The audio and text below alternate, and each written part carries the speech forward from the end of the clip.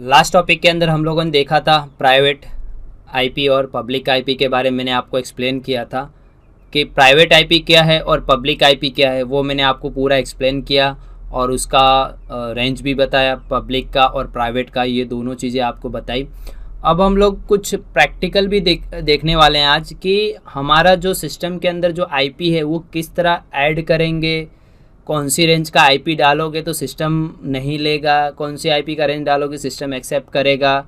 तो मैं आपको प्रैक्टिकली करके बताऊंगा। इवन मेरा सिमुलेशन जो पैकेट ट्रेसर है उस पर मैं आपको करके बताऊंगा। इवन मेरे सिस्टम पे भी मैं आपको आईपी डाल के भी बताऊंगा, राइट, कि आईपी डलती हो तो उसके बाद पिंग कैसे चेक करना, थोड़े बहुत कमांड भी बताऊंगा आपको कि आईपी देने के बाद दो सिस्टम एक दूसरे के साथ कनेक्टेड है या नहीं है, वो मैं आपको आज प्रैक्टिकल परफॉर्म करके बताऊंगा ताकि आप कभी भी कहीं भी जाओ तो आईपी देने में प्रॉब्लम ना हो आपको। तो यहाँ पे सबसे पहले टाइटल ये दिया मैंने कि configure and verify on IP address, मतलब आईपी एड्रेस देने के बाद आईपी एड्रेस वेरीफाई करना आपको आना चाहिए और आपको आईपी भी देखना आना चाहिए कि अगर आपने सिस्टम में अपना आईपी डाला हुआ है तो कौन से कमांड से आप चेक कर सकते हो कि मेरे सिस्टम के अंदर ये आईपी एड्रेस है, कौन सा आईपी एड्रेस है डाला हुआ है, उसकी रेंज क्या है, उसका सबनेट मार्क्स क्या है, वो आपको पता करना हो तो किस तरह करेंगे। ग्राफिकल भी आप पता कर सकते हो, कमांड लाइन से भी हम लोग पता कर सकते हैं, राइट। तो ये दोनों बीच में कॉन्फ़िगर करके आपको मैं बताऊंगा। इवन दो सिस्टम के आईपी डाल के भी मैं आपको पिंग करके भी चेक करके बताऊंगा कि पिंग हो रहा है कि नहीं, एक दूसरे से कनेक्टेड है कि नहीं है, वो सारी चीज़ें। बट अभी आपको ये मैं आपको बताऊंगा कि हमारे सिस्टम में दो टाइप से हम लोग आईपी एड्रेस डाल सकते हैं। कितने टाइप से? दो टाइप से। अब वो दो टाइप कौन से किस तरह ऐड कर सकते हो, किस तरह नहीं कर सकते हो, मैं आपको बताता हूँ। दो टाइप कौन से हैं? सबसे पहले मैन्युअल आईपी एड्रेस। मैन्युअल का मतलब क्या होता है? खुद से डालना, यानी स्टैटिक आईपी बोलते हैं। मैन्युअल आईपी बोलो या कई लोग स्टैटिक आईपी भी बोलते हैं। स्टैटिक मतलब अपने खुद से असाइन किया, फिक्स किया हुआ आईपी एड्रेस, मतलब ये मैं आईपी एड्रेस अपने सिस्टम के अंदर डाला हूँ, यानी जो एडमिनिस्ट्रेटर यूज़र होता है वो डालता है या अपने लोकल यूज़र होते हैं वो डालते हैं। तो ये पेज एग्जैक्टली कैसे आता है, जब ये पेज मैं आपको अभी ओपन करके बताऊंगा तो मैं आपको एक्सप्लेन। सबसे पहले आप ये देख लो, यहाँ पे क्या हो, दो ऑप्शन दिए गए। ये वाला जो ऑप्शन आप देख पा रहे हो स्क्रीन के ऊपर, तो use the following IP address, मतलब आप अपनी तरीके से आईपी एड्रेस डालो। अब यहाँ पे आपको जो रेंज का आईपी एड्रेस डालना है, क्लास ए का डालना है, क्लास बी का डालना है, क्लास सी का डालना है, या जो भी रेंज का हो वो आपको यहाँ पे एंटर करना है। जैसे ही आप एंटर करोगे तो जैसे टैब दोगे तो ऑटोमेटिकली जो सबनेट मार्क्स आपको बताया था कि भाई क्लास ए का सबनेट मार्क्स 255.0.0.0 है, क्लास बी का है 255.255.0.0, क्लास सी का है 255.255.255.0। तो सबसे पहले मैं आपको मैन्युअली आईपी देना बताता हूँ कि मैन्युअली आईपी किस तरह दिया जाता है अपने सिस्टम के ऊपर। तो चलिए अब मैं आपको सिमुलेशन के ऊपर ले चलता हूँ कि किस तरह अपने मैन्युअल आईपी दे सकते हैं। तो मेरा यहाँ पे दो पीसी ले लेता हूँ। अभी मेरे कोई नेटवर्क डिवाइस की ज़रूरत नहीं है कि नेटवर्क डिवाइस के ऊपर मैं स्विच या राउटर लूँ। मेरे अभी दो पीसी, अब दो पीसी को सिर्फ नॉर्मली कनेक्ट कर देता हूँ, ठीक है। मैंने ये दो पीसी कनेक्ट कर लिए है, राइट। अभी मैंने दोनों पीसी पे कोई आईपी नहीं है, कुछ भी नहीं, जैसे तुम्हारा नॉर्मल पीसी उसी तरह ही है। अब क्या करना है, मैन्युअली आईपी देना है। मैन्युअली मतलब स्टैटिक आईपी देना है। तो मैं यहाँ पे पीसी पे जैसे ही क्लिक करता हूँ, फिर डेस्कटॉप के ऊपर आता हूँ, तो यहाँ पे आईपी कॉन्फ़िगरेशन का ऑप्शन है। मैं दोनों मेथड बताऊंगा, पैकेट ट्रेसर के अंदर भी बता रहा हूँ ताकि अच्छे से समझ में आ जाए, और मैं अपने सिस्टम के ऊपर भी आईपी डाल के बताऊंगा। तो यहाँ पे आप देख पा रहे हो आईपी कॉन्फ़िगर, तो आपको यहाँ पे क्लिक करना है। देखो यहाँ पे दो ऑप्शन अगर आपको दिख रहे हैं, एक स्टैटिक दिख रहा है और एक डीएचसीपी। बट अभी स्टैटिक मतलब मैन्युअल आईपी, मेरा खुद से आईपी डालना है। तो मैं अभी देखो यहाँ पे सबसे पहले 127 वाला जैसे अगर मैं आईपी डालता हूँ 170.0.0. तो वो मना कर देगा। क्यों? क्या यहाँ पे क्या बता रहे कि this is a invalid IP address, क्योंकि ये रिजर्व है लुपबैक एड्रेस के लिए। किसके लिए रिजर्व है? लुपबैक एड्रेस के लिए। मैं आपको एक्सप्लेन करूंगा आगे कि लुपबैक एड्रेस एग्जैक्टली क्या होता है। जो हमारे इथरनेट जो पोर्ट्स होते हैं उसको वेरीफाई करने के लिए वो लूप होता है वहाँ से, तो ये आईपी से हम लोग चेक कर सकते हैं कनेक्टिविटी है कि नहीं है लूप के साथ। तो ये हम लोग आईपी अपने सिस्टम में असाइन नहीं कर पाएंगे। तो अभी मैं जो रेंज का आईपी दूंगा वो 10 सीरीज का दूंगा, तो एक क्लास A का दूंगा तो 10.0.0.1 दे रहा हूँ। जैसे ही मैं अपने कीबोर्ड में से टैब की प्रेस करूंगा ना तो ऑटोमेटिकली, या अगर टैब प्रेस भी नहीं करोगे, नया क्लिक भी यहाँ कर दोगे तो ऑटोमेटिकली सबनेट मार्क्स आ जाएगा। देखो यहाँ पे आपको सबनेट मार्क्स आ गया 255.0.0.0। अब आपको क्या करना है, ओके कर देना, बाहर आ जाना। तो सिस्टम पे आईपी मैंने असाइन कर दिया, इसको मैं बंद कर देता हूँ। अब दूसरे सिस्टम पे भी मैं क्या करता हूँ, आईपी दे देता हूँ। डेस्कटॉप पे जा रहा हूँ, आईपी कॉन्फ़िगरेशन, यहाँ पे मैं आईपी डिफरेंट दूंगा, सेम आईपी नहीं दूंगा। अगर सेम आईपी दूंगा तो लेगा, बट कनेक्टिविटी नहीं हो पाएगा। तो ये चीज़ याद रखना कि अगर एक ही सिस्टम पे एक सिस्टम की आईपी दो जगह दी गई हो तो वो क्लैशिंग करेगा, मतलब ओवरलैप करेगा, मतलब ऑलरेडी ये आईपी कहीं ना कहीं डली होगी। इसके लिए आपको क्या करना है, दोनों सिस्टम में डिफरेंट आईपी में, डिफरेंट मतलब खाली पीछे का आपको डिफरेंट चेंज करना है। मतलब जैसे वहाँ पे 1 दिया तो यहाँ पे आपको क्या देना पड़ेगा, 2 देना पड़ेगा, तो ही वो कम्युनिकेट कर पाएगा। अगर आप वहाँ पे भी 10.1 दिया और यहाँ पे भी आपने 10.0.0.1 दे रहे हो तो वो ओवरलैप करेगा, वो पिंग नहीं कर पाएगा। क्या नहीं कर पाएगा, पिंग नहीं कर पाएगा। देखो मैं अभी यहाँ पे मैंने दोनों का आईपी दे दी है। अब मैं इसको चेक करने के लिए कमांड प्रॉम्प्ट ओपन करूँगा यहाँ से। अब कमांड प्रॉम्प्ट ओपन हो गया। यहाँ पे चेक करने के लिए मैं कमांड अभी चलाता हूँ किस तरह, 10.0.0.1 का। तो देखो ये पिंग नहीं लगेगा, क्यों, क्योंकि दोनों सिस्टम की आईपी सेम है। क्या है, रिक्वेस्ट टाइम आउट देगा या पिंग आएगा भी नहीं, ठीक है। तो ये ऐसा नहीं होना चाहिए, दोनों जगह सेम आईपी नहीं होने चाहिए। वो क्या होगा, आईपी आपका ओवरलैप होगा। क्या होगा, मैं यहाँ पे भी आपको यहाँ पे भी आके बता देता हूँ कमांड प्रॉम्प्ट पे 10.0.0.1। तो देखो वो पिंग नहीं कर पा रहा है, मतलब कनेक्टिविटी नहीं कर पा रहा है, रिक्वेस्ट टाइम आउट आ रहा है। तो आपको क्या करना है, बेसिकली ये एरर आपको निकालने के लिए क्या करना पड़ेगा, आपको दोनों जगह आईपी डिफरेंट डालनी पड़ेगी। सेम आईपी अगर आप डालोगे तो वो नहीं कर पाएगा। अभी मैंने आईपी डाली हुई है, फिर से मैं आप पिंग करके चेक करता हूँ वही कमांड से। देखो वापस से रिप्ले तो आ जाएगा 1 का, बट यहाँ पे जब मैं पिंग करूँगा तो वो पिंग नहीं ले पाएगा। क्यों, क्योंकि सेम आईपी पे सेम आईपी कर रहे हूँ तो पिंग आपको नहीं देगा, रिक्वेस्ट टाइम आउट ही देगा। तो आपको क्या करना है, डिफरेंट आईपी ही रखना है। जैसे यहाँ पे गए तो यहाँ पे 10.2 की जगह 10.1 की जगह 2 कर दो, तो अब वो पिंग कर पाएगा। यहाँ पे आईपी निकल गई है तो 10.0.0.1 कर देगा। क्यों निकल गई, क्योंकि ओवरलैपिंग हो रहा था, इसके लिए रिक्वेस्ट टाइम आउट आ रहा था।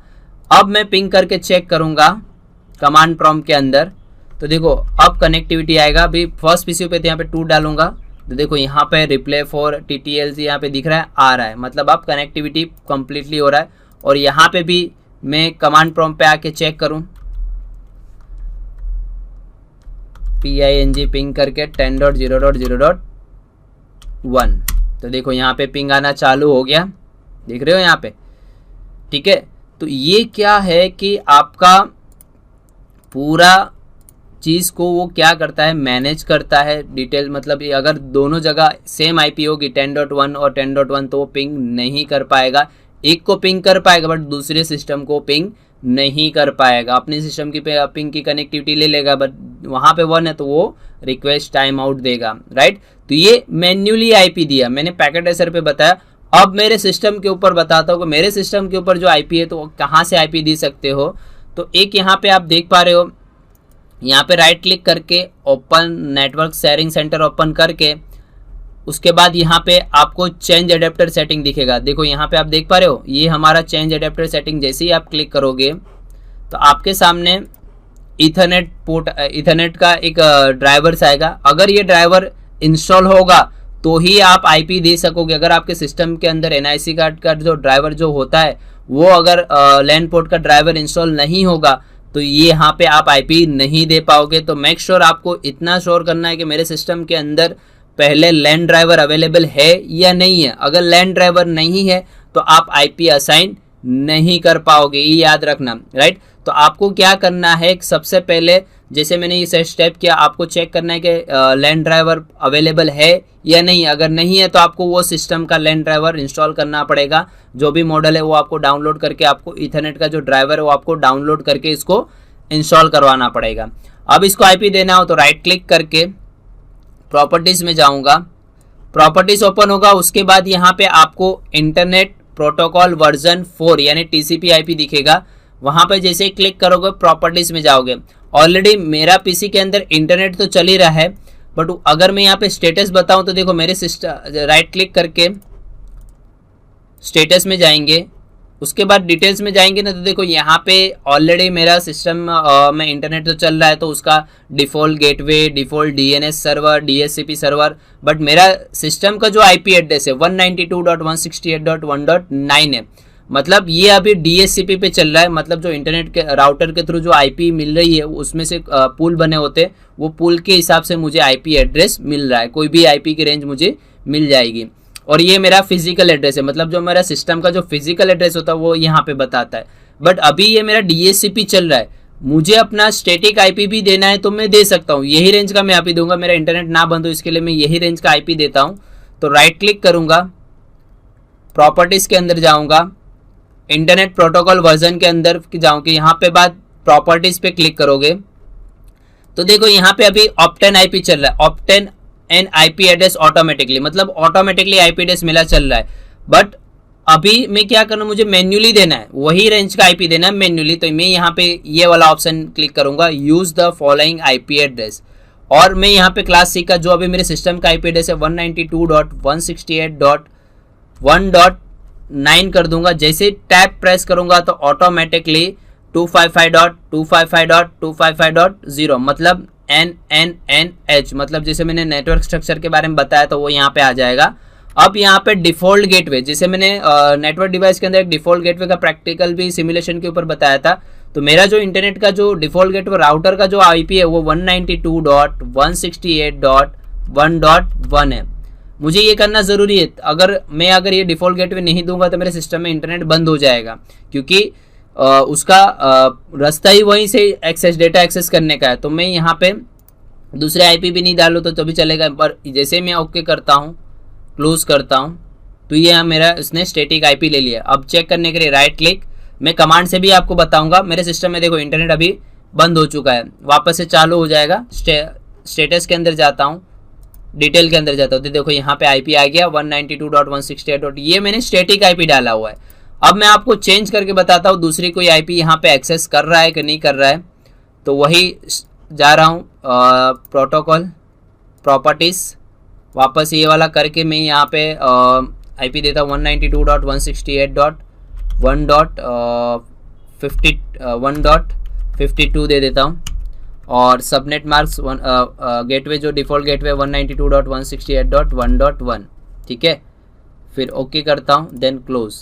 अब मैं आइडेंटिफाई करता हूँ मेरे सिस्टम में इंटरनेट एक्सेस होगा कि नहीं, और आईपी चेंज हुआ है कि नहीं हुआ है वो मैं आपको यहाँ पे बताता हूँ। राइट क्लिक कर रहा हूँ, स्टेटस के अंदर गया, डिटेल के अंदर गया, देखो यहाँ पे आईपी एड्रेस चेंज हो गया ना, आईपी एड्रेस चेंज, ठीक है। अब मैं पिंग करके चेक करता हूँ इस पर पिंग आ रही है कि नहीं आ रही है।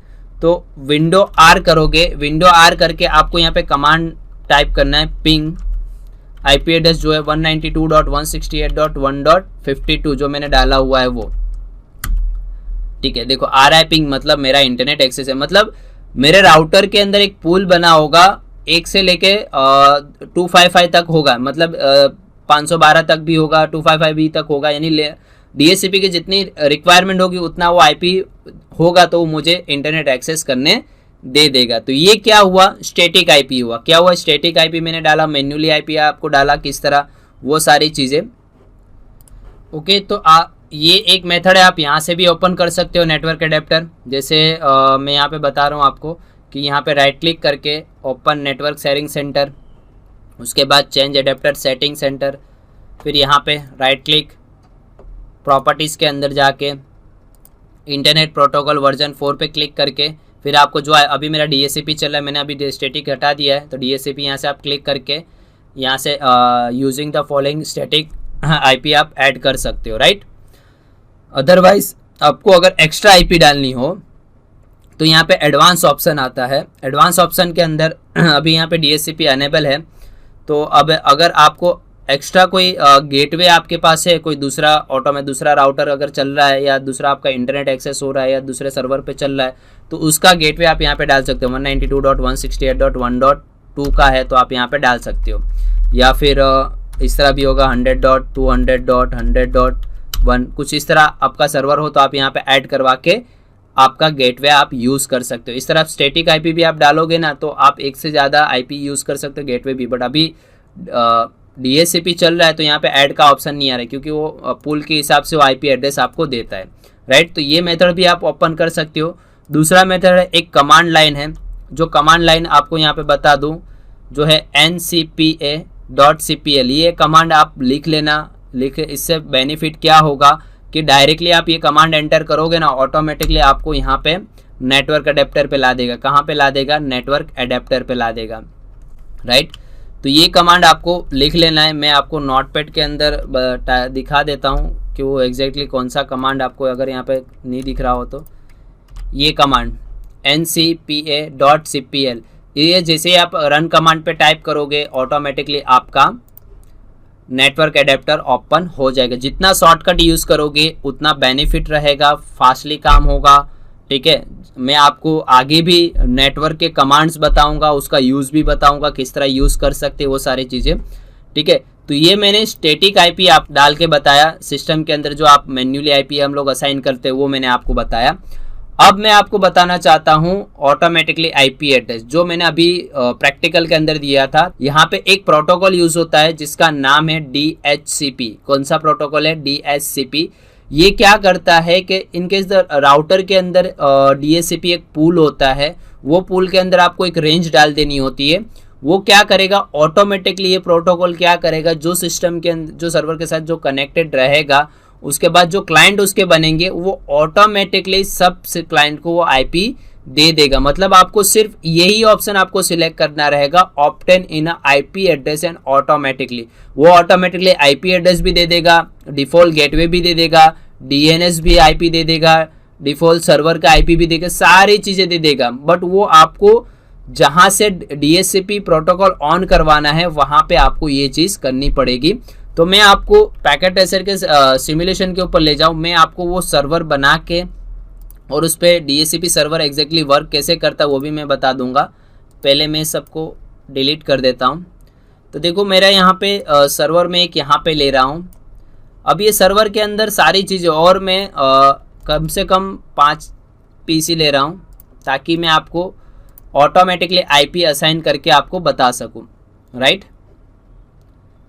ठीक है, मैंने यहाँ पे ले लिया, थोड़ा ऊपर ले लेता हूँ ताकि आप देख सके आसानी से। अब आपको क्या करना है, केबल में कनेक्ट कर देता हूँ ऑटोमेटिकली, केबल या क्रॉस थ्रू कनेक्ट कर देता हूँ। ओके, पहले इसके लिए एक मुझे स्विच लगानी पड़ेगी क्योंकि सर्वर ऐसे तो चलेगा नहीं। तो मैं यहाँ पे एक स्विच यूज़ कर ले रहा हूँ, 24 पोर्ट वाला मैं एक स्विच ले लेता हूँ और उसको पहले ये पोर्ट से स्विच को कनेक्ट कर लेता हूँ। फिर उसके बाद सारे क्लाइंट पीसी को कनेक्ट कर रहा हूँ, ठीक है। ये कनेक्ट, मैं आपको यहाँ पे DHCP एग्जैक्टली काम कैसे करता है वो मैं आपको बताना चाहता हूँ कि DHCP बनता कैसे है और ये प्रोटोकॉल एग्जैक्टली काम कैसे करता है। मैं प्रोटोकॉल का एक टॉपिक आपको पढ़ाऊँगा जिसके अंदर सारे प्रोटोकॉल अब मैं आपको एक्सप्लेन करूँगा और वो प्रोटोकॉल कैसे काम करते हैं, कौन सा प्रोटोकॉल कहाँ यूज़ होता है, वो सारी डिटेल में इसका एक लेक्चर लूँगा अलग से, तो उसमें आपको अच्छे से एक्सप्लेन कर दूँगा। बट अभी सिर्फ हम लोग DHCP IP कैसे असाइन करते हैं और DHCP एग्जैक्टली काम कैसे करता है वो सारी चीज़ें मैं आपको एक्सप्लेन कर रहा हूँ। अब मुझे क्या करना है, सर्वर पे आना है। ये अगर आप देख पा रहे हो ये सर्वर है मेरा, ये सर्वर पे आऊँगा, ये सर्वर को मैं ओपन करूँगा। सबसे पहले ये सर्वर के ऊपर IP असाइन करूँगा क्योंकि सर्वर पे जब तक IP असाइन नहीं करूँगा तब तक बाकी सबको तो यूज़ होगा ही नहीं। तो सबसे पहले जैसे ही मैं वापस से जैसे ही मैं ये सर्वर पे क्लिक करूँगा, डेस्कटॉप पे क्लिक कर रहा हूँ, डेस्कटॉप पे क्लिक किया तो जैसे मैंने आपको स्टैटिक IP बताई तो उसी तरह आपको यहाँ पे IP देना है। तो मैं यहाँ पे अभी 192.168.1.1 दे रहा हूँ, ठीक है। और इसका डिफ़ॉल्ट गेटवे भी यही रहेगा 192.168.1 दे रहा हूँ, राइट। ये मेरा सर्वर का आईपी हो गया। उसके बाद आपको डेस्कटॉप के साइड पे जो दिख रहा है सर्विसेज, वहाँ पे आपको जाना है। कहाँ पे जाना है? सर्विसेज पे।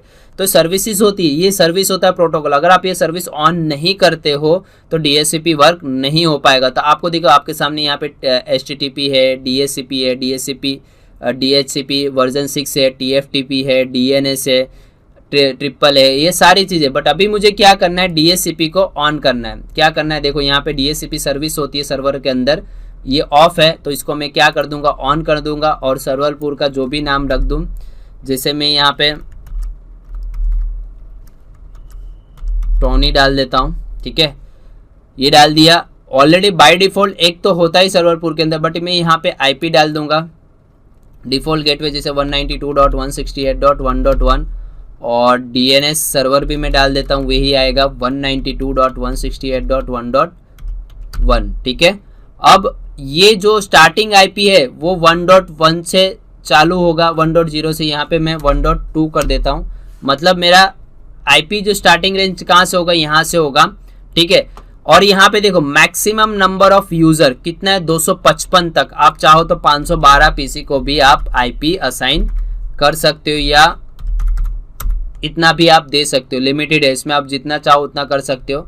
बट अभी 255 है, तो मैंने तो अभी 5 ही PC लिया है, तो मुझे ज़रूरत नहीं है इतना। ये सर्विस को आपको ऑन करना ज़रूरी है। इतना करने के बाद ये हो गया हमारा सक्सेसफुली DHCP का सर्विस ऑन कर दिया। उसका डिफ़ॉल्ट गेटवे, उसका डिफ़ॉल्ट और स्टार्टिंग IP में मैंने डाल दिया 1.2 से स्टार्ट होगा, जो PC को मिलेगा 1.2 से मिलेगा, इसका गेटवे ये रहेगा, राइट। अब इसको क्या कर दो? ऐड कर दो और इसको सेव कर दो, ठीक है। ये पुल को मैं रिमूव नहीं करूँगा, ये बाय डिफ़ॉल्ट इसको रहने देता हूँ, ठीक है। और यहाँ पे सेव कर देता हूँ, ये हो गया सेव। यहाँ पे आप देख सकते हो एक पुल बना है, ये वाला स्टार्टिंग IP ये है, और उसका सबनेट मास्क है, और मैक्सिमम यूज़र को कितना दे सकते हैं? 254 यूज़र को मैं असाइन कर सकता हूँ, राइट। अब मैं ये सर्वर के पेज को मैं बंद कर देता हूँ। अब यहाँ पे जो PC है मैं ओपन कर रहा हूँ, फिर उसके डेस्कटॉप में जाऊँगा, IP कॉन्फ़िगरेशन के अंदर जाऊँगा, स्टैटिक की जगह मैं यहाँ पे DHCP के पे क्लिक करूँगा। तो देखो request in IP and DHCP, तो देखो यहाँ पे ऑटोमेटिकली IP एड्रेस उसने ले लिया 192.168.1.2, यानी मैंने आप लिखा नहीं। यहाँ पे जैसे देखो यहाँ पे प्रोटोकॉल भी काम करने लगा, DHCP रिक्वेस्ट सक्सेसफुली, मतलब मेरा प्रोटोकॉल काम सक्सेसफुली हो रहा है। अब मुझे सिर्फ सब PC पे जाके डेस्कटॉप पे क्लिक करना है, IP कॉन्फ़िगरेशन पे क्लिक करना है, DHCP पे जैसे क्लिक करूँगा रिक्वेस्ट जाएगी, तो ऑटोमेटिकली यहाँ पे 192.168.1.3, और यहाँ पे आपको मैसेज भी मिल जाएगा कि आपका DHCP सक्सेसफुली है। इसी तरह थर्ड PC पे भी जाके डेस्कटॉप पे जाऊँगा, IP कॉन्फ़िगरेशन के अंदर जाऊँगा, और यहाँ पे DHCP पे जैसे ही क्लिक करूँगा तो ऑटोमेटिकली 192.168.1.4 आ जाएगा। तो मैन्युअली में क्या है कि आपको थोड़ा टाइम लगता है, पर्टिकुलर एक एक PC पे जाके IP देना टाइम लगता है। तो इससे अच्छा DHCP एक सर्वर होता है, आपको सर्वर वो कॉन्फ़िगर कर लेना है, तो ऑटोमेटिकली क्या करेंगे, सारे क्लाइंट को PC IP असाइन कर देगा, राइट। IP कॉन्फ़िगरेशन के अंदर गया, DHCP पे क्लिक किया, 192.168.1 आ गया।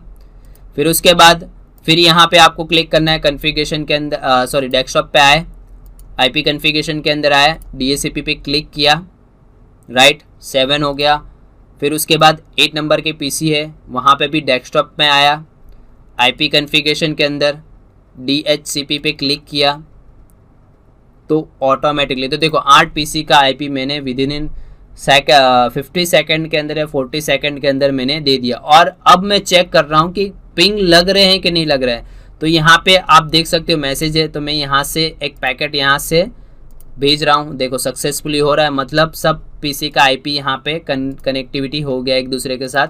मैं यहाँ से भी पिंग भेजता हूँ इसको, तो भी लग रहा है, यानी सारी चीज़ें वो अब हो गया। यानी कितना आसान हो गया DHCP के अंदर। DHCP एक ऐसा प्रोटोकॉल होता है, मैं इसका पूरा प्रोटोकॉल्स के बारे में सारे एक्सप्लेनेशन करूंगा, उसका पोर्ट नंबर क्या है, कौन से पोर्ट नंबर पे काम करता है, वो सारी चीज़ें मैं आपको डिटेल टू डिटेल बताऊंगा। बट यहाँ पे मुझे अभी बताने का एक ही मकसद था कि DHCP ऑटोमेटिकली IP किस तरह देता है, वो मैंने आपको पूरा सिमुलेशन के ऊपर बताया, राइट।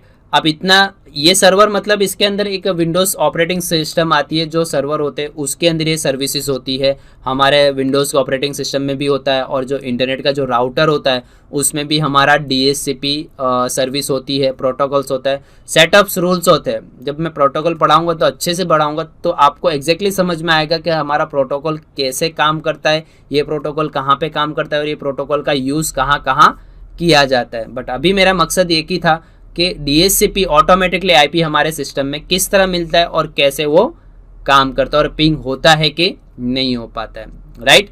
तो ये मैंने आपको पूरा एक्सप्लेन किया कि ऑटोमेटिकली IP एग्जैक्टली काम कैसे करता है, किस तरह असाइन किया जाता है और किस तरह सिस्टम के ऊपर दिया जाता है, राइट। तो ये पूरा कंसेप्ट मैंने आपको क्लियर कर दिया है। ओके, आई होप्स आपको समझ में आ गया होगा कि ऑटोमेटिकली IP एड्रेस किस तरह डाला जाता है। हमारे सिस्टम में दो टाइप्स के एड्रेस डाल सकते हैं, एक स्टैटिक मतलब मैन्युअली, और दूसरा हमारा ऑटोमेटिकली। जो अभी नेक्स्ट टॉपिक के अंदर हम लोग कंटिन्यू करेंगे, वेरीफाइंग अ IP एड्रेस।